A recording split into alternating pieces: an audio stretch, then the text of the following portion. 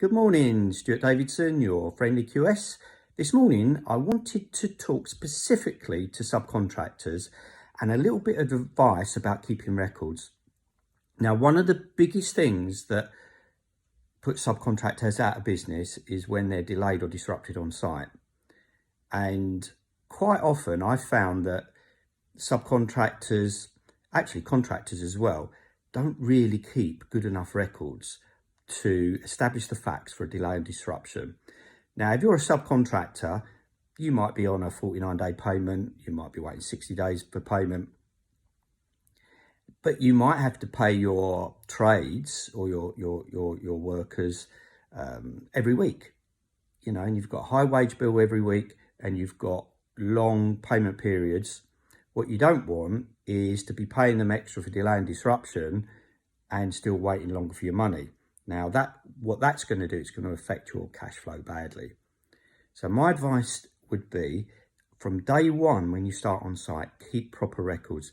And there's quite a lot of records you need to keep, but you keep the records so that you've got a factual record of any delay disruption. So what would these records be?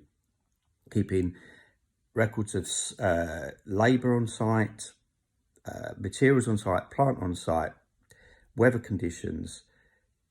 Keep records of where you're working, when you're working in particular places, take lots of photos, and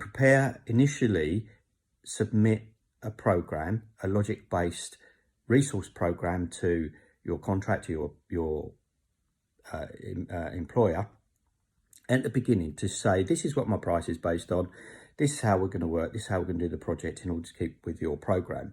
Now, any delays or disruptions to that, you'll need to report straight away. Don't leave it to the end or wait and see what happens. Do it straight away so you've got a factual record.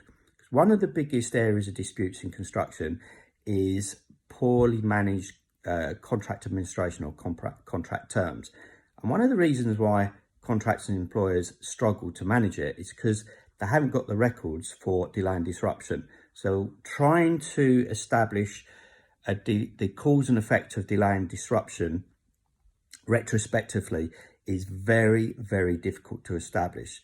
So what does that mean? It means that they can't really pay you, or they won't pay you until the facts are established. That means missing the next valuation and the valuation after that and the valuation after that. And they can use that to hang their hat on, and not in terms of not to pay you. You'll struggle to provide them with substantiation. And all this time you're paying your trades, your workers, more and more money, and knowing that you're not going to recover that money. It's going to affect your cash flow. Money's going out, money's not coming in. When you get to your 49-day payment, the money's not coming in to cover your costs. So you're going to get further and further behind. So the key here is to make sure that you keep proper records.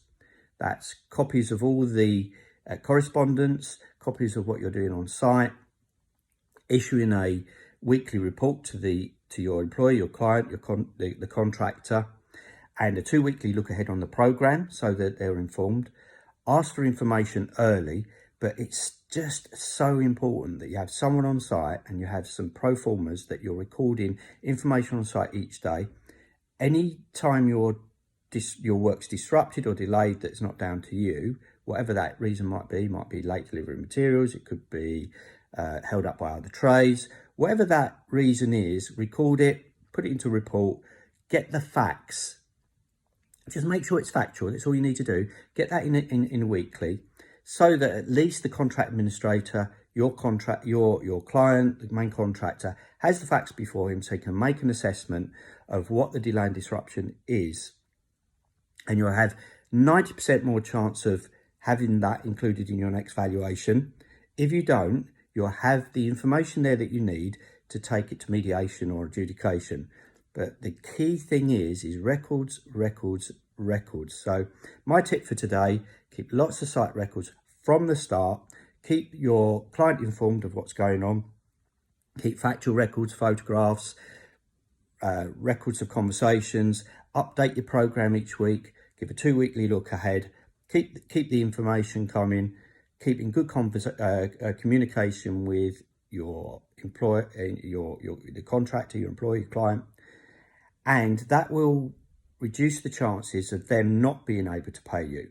So that's my tip for today. Keep lots of records on site. Hopefully this is helpful. This is your friendly QS, Stuart Davidson, signing off. Cheers.